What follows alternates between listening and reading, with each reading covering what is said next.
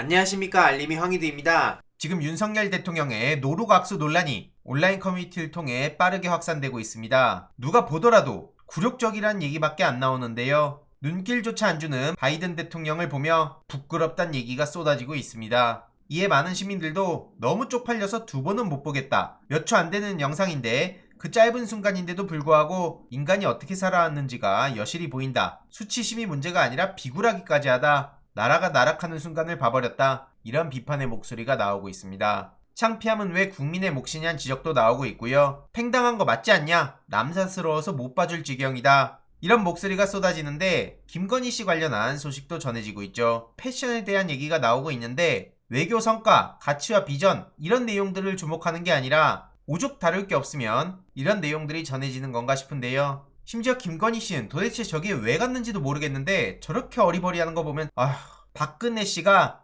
시진핑 옆에서 어리버리했던 모습 다들 기억하십니까? 그때가 떠오르는데요. 말 그대로 부끄럽다는 얘기밖에 안 나온다는 겁니다. 이러니 부부가 쌍으로 놀러 간 거냐 외교를 하러 간 거냐 이런 비판도 나오고 있고요. 김정숙 여사 옷 가지고 난리치던 언론들은 뭐라고 할 거냐 이런 지적까지도 나오고 있죠. 오죽하면 발찌, 팔찌 이런 걸 보드랍시고 하는 언론도 있지 않았습니까? 이렇게 황당한 행보들이 계속되니 김건희 씨에 대한 역할평가도 부정평가가 엄청나게 높게 나왔네요.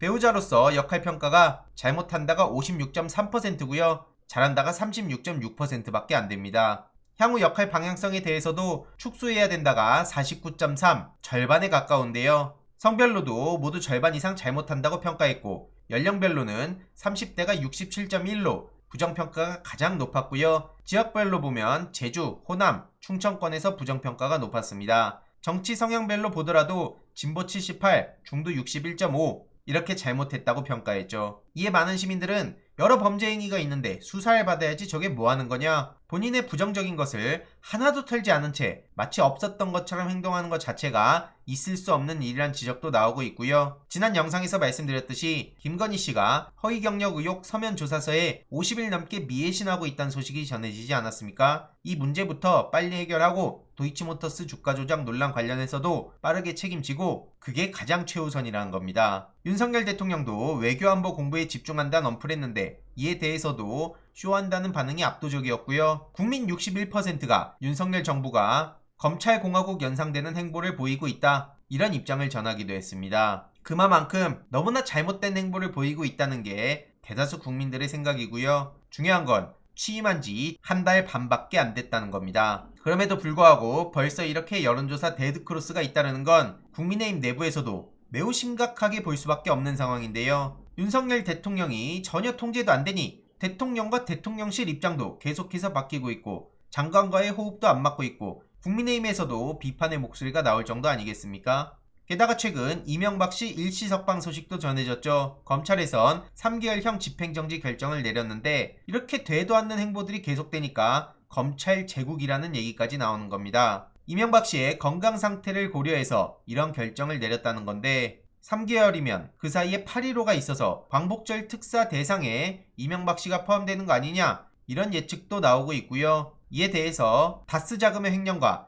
삼성으로부터 거액 변호사비 대납 등 뇌물수수로 대법원에서 징역 17년, 벌금 130억, 추징금 58억을 선고받아 놓고 사실상 황제수감 행태를 보여온 이명박 씨를 어떻게 저렇게 풀어줄 수 있냐? 절대 용납할 수 없다. 8.15 특별사면으로 죄과에서 벗어나게 하려는 건 국민에 대한 배신이고 시대를 역행하는 또 하나의 잘못이라며 특히 2년 전 MB에게 중형 선고할 당시 윤석열 검사는 서울중앙지검장, 한동훈 검사는 서울중앙지검 3차장으로 수사를 지휘했다는 것도 절대 잊어선 안 된다는 지적이 나오고 있습니다. 꼬리곰탕 사건도 절대 잊어선 안 되고요. 무슨 이유에서든 국민들의 동의 없이 MB에 대한 특별사면은 불가하다고 각계각층에서 비판의 목소리가 나오고 있습니다. 이런 와중에 이재호 씨는 이명박 씨를 잡아간 건 문재인 정부의 정치 보복이라며 윤석열 대통령과 한동훈 장관은 하라니까 했던 거다. 이런 황당한 실드를 쥐고 있습니다. 당연히 이에 대해서 싸늘한 반응이 나올 수밖에 없는데요. BBK 외에도 사자방, 국정원의 댓글 조작, 언론 장악, 사찰과 밥줄 끊기 등등 각종 논란에 대해서 빠짐없이 비판이 나오고 있고요. 최근 저도 저런 사람을 봐주자는 건 절대 협치가 아니다. 도저히 용서할 수 없다. 이런 입장을 전했는데 디지털타임즈 권준영 기자는 과거 이명박 씨와 관련한 재판 사건을 여기다 엮네요. 거듭 말씀드리지만 이명박 씨 재판과 별개로 절대로 이명박 씨는 사면받을 자격이 없다고 생각하는 거고요. 최근 박홍근 원내대표는 누가 여당이고 야당이냐, 국민과 국익의 입장에서 초당적으로 협력해서 국정 안정을 이루는 게